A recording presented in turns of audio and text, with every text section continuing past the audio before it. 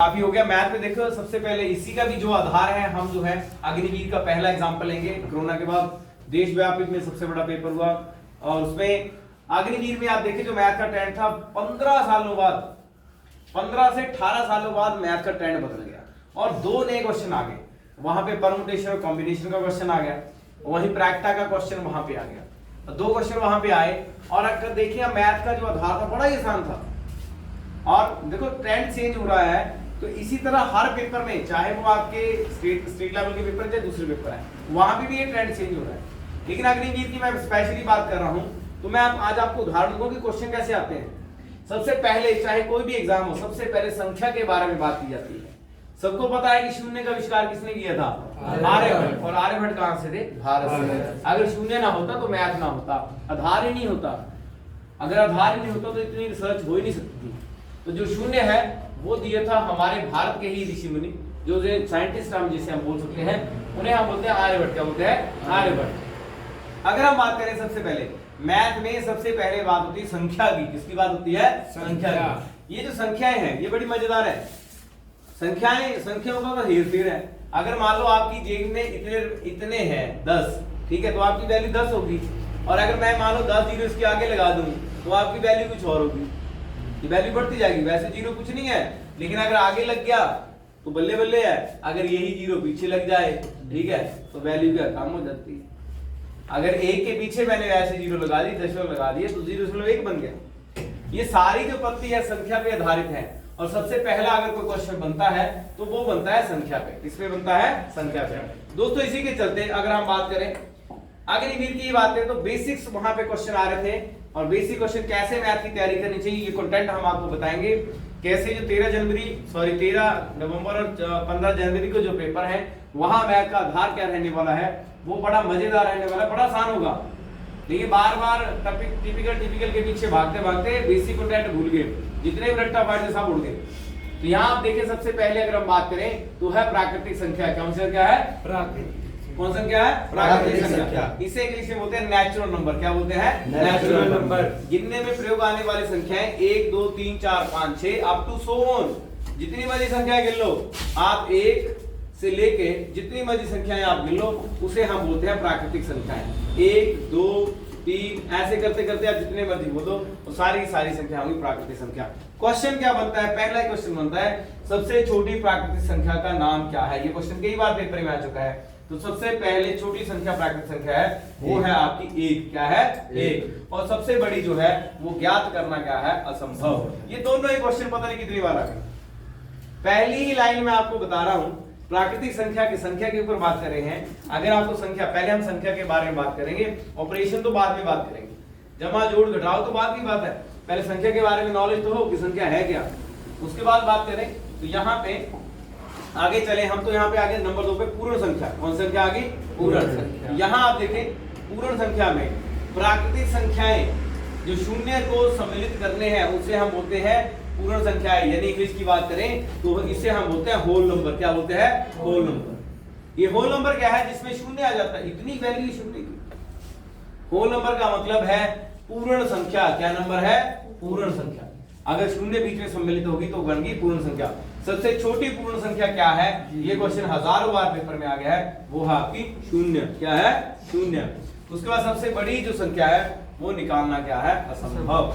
तो यानी कि जिस संख्या में जो जीरो को अगर सम्मिलित की जाए संख्याओं में तो उसे हम बोलते हैं पूर्ण संख्या। क्या बोलते हैं? पूर्णांक। सॉरी, यहाँ पे थोड़ा सा मिस्टेक है, इसे हम यहाँ पे बोलेंगे पूर्णांक। क्या बोलेंगे? सॉरी, यहाँ पे हम देखें ऊपर हमने पढ़ा था प्राकृतिक संख्या, सॉरी, यहाँ पे ये है पूर्ण संख्या। क्या संख्या है? पूर्ण संख्या। तो पूर्ण संख्या में शून्य से लेके 1 2 3 4 5 6 7 8 9, तो इसे हम पूर्ण संख्या बोलते हैं। और सबसे छोटी पूर्ण संख्या जो है वो शून्य है और सबसे बड़ी जो है वो है ज्ञात करना असंभव है। आगे चले पूर्णांक। क्या आ गया? पूर्णांक। दोस्तों पूर्णांक में क्या है कि मैंने ऐसे शून्य लिख दिया, शून्य के 1 2 3 4 5 6, ये सारे की सारे क्या है? धनात्मक। क्या है? धनात्मक। ये सारे की सारे धनात्मक संख्याएं हैं। और शून्य के पीछे मैं बात करूं यहाँ पे -1 -2 -3 -4 अप टू सो ऑन, ये आपकी ऋणात्मक संख्या है। क्या है? ऋणात्मक। ये आपकी ऋणात्मक संख्या है।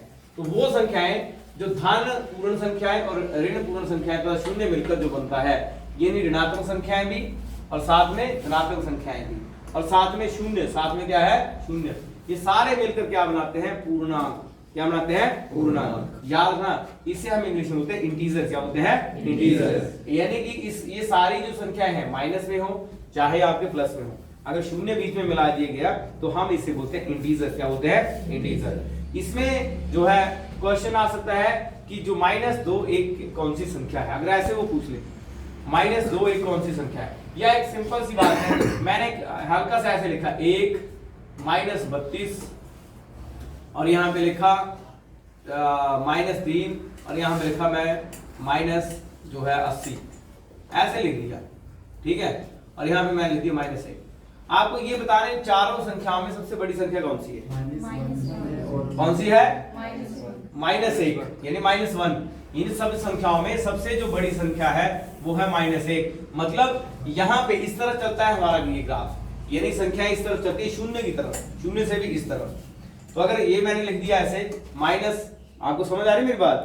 कि जिस माइनस के साथ सबसे छोटी संख्या होगी वो वास्तव में क्या होगी? बड़ी। वो क्या होगी? बड़ी। लेकिन अगर मैं ऐसे लिख दूं, मैं लिख दी 4, 25, 32 और मैं लिख दी यहाँ पे 80, तो इनमें बड़ी संख्या कौन सी है? 80।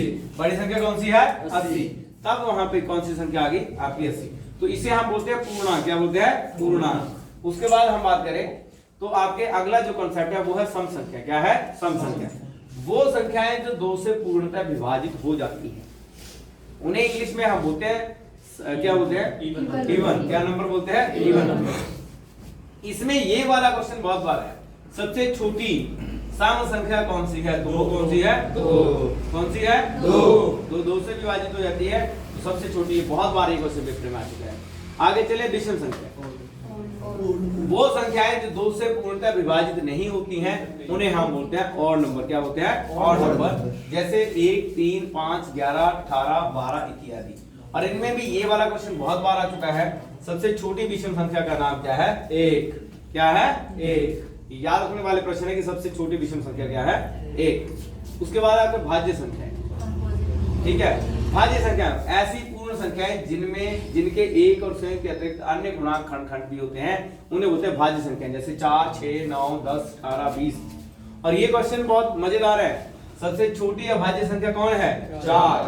2 से ही होती है, 3 से ही होती है, लेकिन 4 किससे होता है? 2 से। 2 दूनी क्या होते हैं? 4। तो सबसे छोटी अभाज्य संख्या है उसका नाम है 4। अभाज्य संख्या की बात करें, ऐसी पूर्ण संख्या जो केवल एक और स्वयं से ही विभाजित हो जाती हैं अभाज्य संख्या कहलाती हैं। उन्हें हम कहते हैं 2, 3, 11 यानी कि अभाज्य संख्याएं। That is called prime number. That is called prime number. तो हम यहाँ पे बोले सबसे छोटी अभाज्य संख्या कौन सी है? 2। ये क्वेश्चन बहुत बार पेपर में बहुत इंपॉर्टेंट क्वेश्चन है कि सबसे छोटी अभाज्य संख्या कौन सी है? 2। कौन सी है? 2। अब इसको ध्यान देना आपने संख्या। आगे आपका परिमेय। ये कहता है उस संख्या को परिमेय संख्या कहते हैं जिसे p बटा q के रूप में लिखा जा सकता है, यानी कि आपके अंश बटा हर में कि हर बटा अंश में? अंश बटा हर में। जिसे ऐसे लिखा जाता है उस संख्या को हम बोलते हैं परिमेय संख्या। क्या बोलते हैं? परिमेय संख्या। तो इसमें जैसे 0, 1 कौन सी संख्या है? तो आप याद रखें 0, 1 परिमेय संख्या है। प्रत्येक पूर्णांक एक परिमेय संख्या होती है। प्रत्येक पूर्ण एवं प्राकृतिक संख्या भी परिमेय संख्या है। इंपॉर्टेंट है तीनों लाइनें। केवल ऑप्शन में आता है निम्नलिखित में से क्या सत्य है? ऐसा क्वेश्चन आ सकता है। जब ऐसे आएगा तो 0, 1 क्या है? परिमेय संख्या। प्रत्येक पूर्णांक 1 क्या है? परिमेय संख्या। ठीक है, तब प्रत्येक पूर्ण एवं प्राकृतिक संख्या भी क्या है? परिमेय संख्या। क्या है? परिमेय संख्या। तो ये आपके निम्नलिखित में आ सकता है, जिसे भी आप पढ़ें। उसका अपरिमेय ऐसी संख्याएं जो परिमेय में नहीं होती, जिनमें हम p बटा q की फॉर्म में नहीं लिख सकते, तो हम उसे कैसे लिखते हैं? √2, √3, √5। यानी √2 का मतलब है 1.141।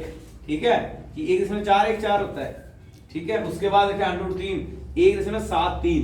तो वो जिनको हम p बटा q की फॉर्म में नहीं लिख सकते हैं उन्हें हम इस फॉर्म में लिखते हैं, उसे बोलते हैं अपरिमेय संख्या। क्या बोलते हैं? अपरिमेय। Rational number and irrational number. उसके बाद बात करें वास्तविक नंबर। वे सभी संख्याएं जिनका पूर्ण वर्ग धनात्मक होता है वास्तविक संख्याएं कहलाती हैं। सभी परिमेय अपरिमेय संख्याएं वास्तविक होती हैं। जब भी किसी संख्या का पूर्ण वर्ग बन जाता है तो वो धनात्मक ही होती है। फॉर एग्जांपल यहाँ पे मैं आपको एग्जांपल दूं, छोटी छोटी चीजों पे। मैंने लिख दिया -2 का स्क्वायर, इसको वर्ग कर दिया तो क्या बना, -2 गुणा -2, मेरे पास क्या बन गया 4। क्या बन गया 4, क्योंकि माइनस माइनस क्या होते हैं प्लस, तो मेरे पास क्या कितने बन गए 4। कितने बन गए 4, तो 4 क्या है धनात्मक, क्या है धनात्मक।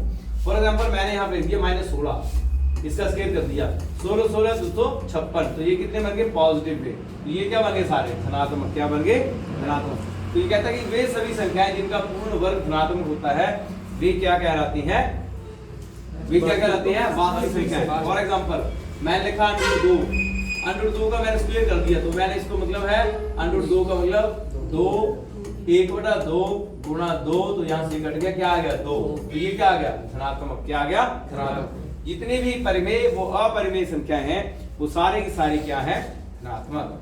क्या है धनात्मक। अब परिमेय ले लो, मैं लिख दिया 2/3 -2/3। जब मैंने इसका स्क्वायर किया तो क्या लिखा -2/3 गुणा -2/3, तो 2 दूनी 4 3 3 9, तो बन गया धनात्मक।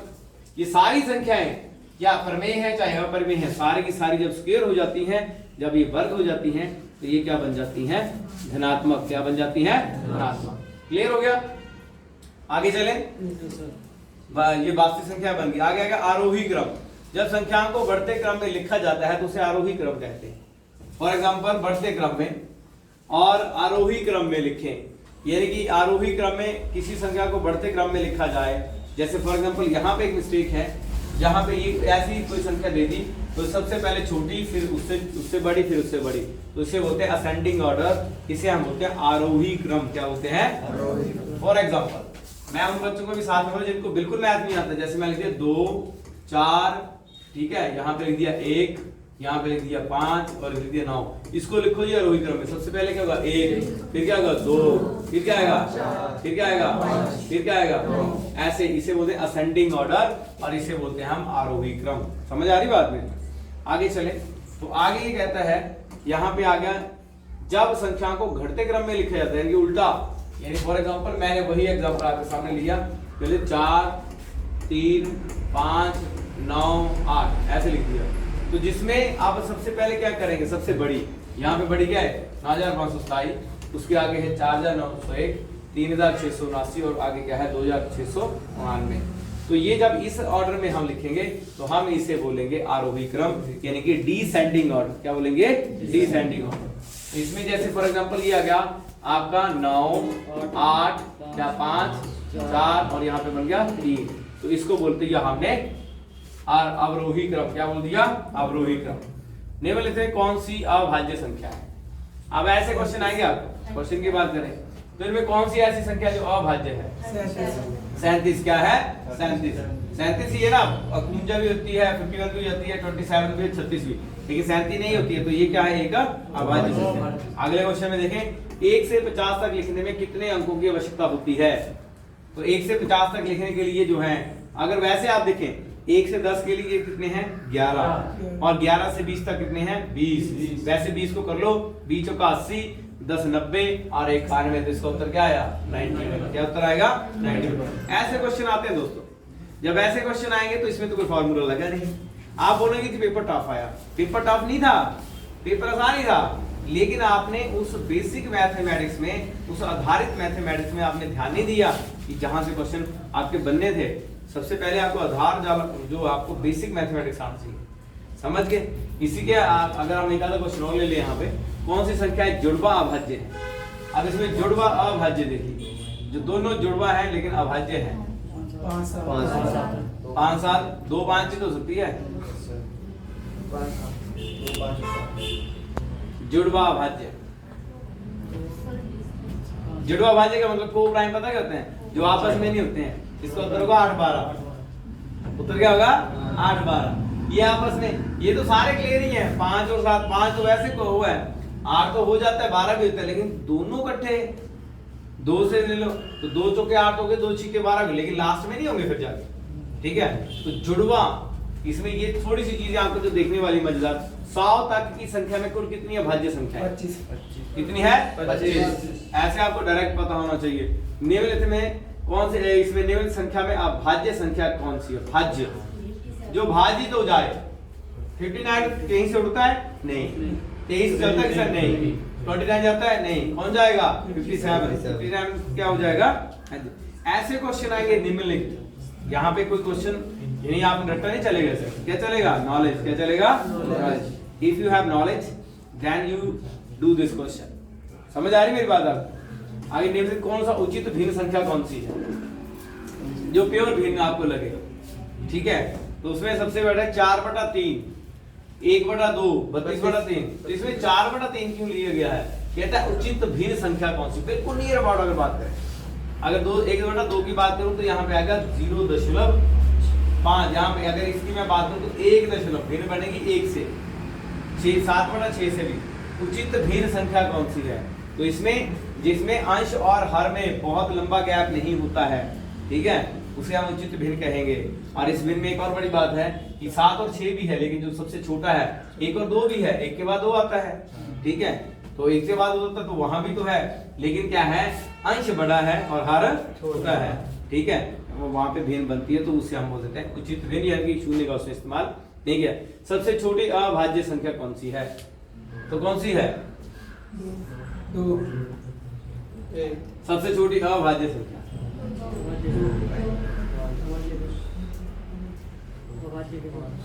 2 है कि 1 है?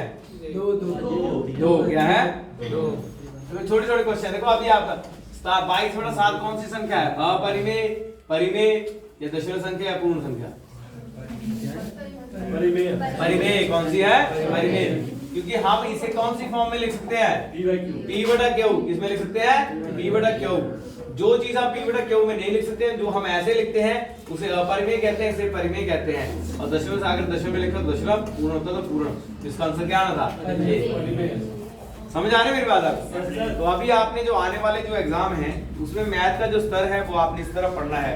अगर आपको फिर से मैं अग्निवीर की बात कर रहा हूँ, क्योंकि अग्निवीर का भी पेपर बिल्कुल पास में है, वहां पे आप देखें जो मैथ आप पढ़ेंगे उस फॉर्मुलेशन को कैसे करेंगे, हम उस फॉर्मुलेशन पे भी जाएंगे, यानी कि जो अगला आपको कंसेप्ट होगा, अगर मैं उसकी बात करूं जो आपको मैं पढ़ाने वाला हूं, जहां पे हम देखें आपको कि उसमें जो मैथ में जो है आपको, अगर मैं फॉर्मुलेशन की बात करूं वहां पे, तो आपको जो मैथमेटिक्स में सबसे पहले जो चीज आनी चाहिए थी वो थी संख्या। क्या थी? संख्या। और उसके बाद में अगर बात करूं तो वो है आपका मैथ के जो फॉर्मुलेशन है, वो सारे के सारे फॉर्मुलेशन जो हैं जो आपके काम आने वाले हैं, उसके ऊपर हम बात करें तो वो है। सबसे पहले हम बात करें तो बात आती है बोर्ड मास की। किसकी आती है? बोर्ड मास की। आप देखिए, आप बोर्ड मास में आप लंबे समय यहाँ पे संख्याओं पे आधारित नियम और सरलीकरण, ये देखो सबसे पहले बात आती है आपकी बोर्ड मास। किसकी आती है? Board mass. The four fundamental unit simplification, जोड़ना, घटाना, गुना करना और भाग देना। जिसको ये 4 कॉन्सेप्ट आते हैं वो मैथ में कभी फेल नहीं सकता। जिसको ये बोर्ड मास आता है वो मैथ के किसी का, चाहे वो आपका 10th लेवल के जितने भी एग्जाम होते हैं वहां वो फेल नहीं सकता। क्योंकि अगर मैं अग्निवीर की बात करूं तो वहां पे 8 से 9 क्वेश्चन लगातार ऐसे आए जो बिना, यानी कि 11-12 क्वेश्चन ऐसे थे जो बिना फॉर्मूले के थे। वो फॉर्मूला लगना ही नहीं था। तो भाई साहब अगर फॉर्मूला नहीं लगे तो लगा क्या? लगा वहां पे बोर्ड मास, लगा वहां पे सिंप्लीफिकेशन, ये सारी चीजें वहां पे लगी, ये ऑपरेशन सारे लगे हुए, जोड़ना, घटाना, गुना करना, भाग देना। ये सबसे ज्यादा इंपॉर्टेंट है। आपको सबसे पहले संख्या का ज्ञान होना चाहिए, और संख्या के ज्ञान के बाद एकदम से आपको सबसे पहले आना चाहिए जोड़ना। जोड़ने में आपकी स्पीड बड़ी हाई चाहिए। आपको जोड़ने की, यानी कि जोड़ने में ऐसे नहीं कि आपको हल्का सा आपने जोड़ दिया तो आपको जोड़ आ गया। इसे प्रैक्टिस कैसे करते हैं? जोड़ना लगभग आ जाता है सबको, आप जितने लोग बैठे सभी जोड़ सकते हैं, लेकिन कितने समय में कितने क्वेश्चन आपने जोड़े ये इंपॉर्टेंट होगा। यानी स्पीड विद एक्यूरेसी, कितने क्वेश्चन आप जल्दी में पढ़ गए और कितने क्वेश्चन आप कर गए, यही फंडा है किसी एग्जाम को निकालने का, पास करने का। आते होंगे आपको सारे क्वेश्चन, लेकिन उसमें स्पीड कितनी है भैया आपकी, ये इंपॉर्टेंट है। समझ आ रहा है मेरी बात आपको? तो दैट इज वेरी इंपॉर्टेंट। तो ये चीज हम जब हम करेंगे तो हम इस पे चलेंगे, यानी कल जो है हम इस पे बात करेंगे संख्याओं के 4 आधारभूत नियम, सरलीकरण। और इसमें हल्की सी बात मैं अगर आपको बता दूं थोड़ा सा, क्योंकि चलो थोड़ा सा कर ले यहाँ पे, बोर्ड मास। सबसे पहले हम बात करेंगे बोर्ड मास की, और बोर्ड मास में सबसे पहला जो ऑपरेशन है वो है आपका ब्रैकेट, और उसे होता है खोलना। अगर आपके पास ब्रैकेट है तो उसे खोलना पड़ता है, और फिर होता है आपका भाग, और फिर होती है आपकी गुणा, और फिर होता है आपका जमा, और फिर होता है आपका घटाव। ये सारी चीजें होती हैं। बोर्ड मास में सारे ऑपरेशन होते हैं। अगर आपका ये ऑपरेशन जबरदस्त है, अग्निवीर ध्यान से सुने, अगर आपको संख्या का ज्ञान है और अगर बोर्ड मास आपको अच्छे से आता है तो 10 से 15 नंबर हम बड़े आराम से 10 क्वेश्चन जो मैथ के वहां पे कर सकते हैं। चाहे आपके दूसरे जो एग्जाम है वहां पे अगर जिसका बोर्ड मास स्ट्रॉन्ग है वो वहां पे 30 से 40 क्वेश्चंस बड़े आराम से कर सकता है। इवन की चाहे वो बैंकिंग का है, चाहे वो आपका एचपीएसएससी है, इवन की चाहे वो आप एसएससी है, जितने भी आपके एग्जाम वहां पे 30 एंड 40% जो मैथमेटिक्स इसी के आधार पर होता है। तो दैट इज इनफ। आप इसमें भी आप इसको शेयर करें, लाइक करें, और ज्यादा वीडियो जो है वो आने वाले हैं, वो आपको हेल्पफुल होंगे। धन्यवाद।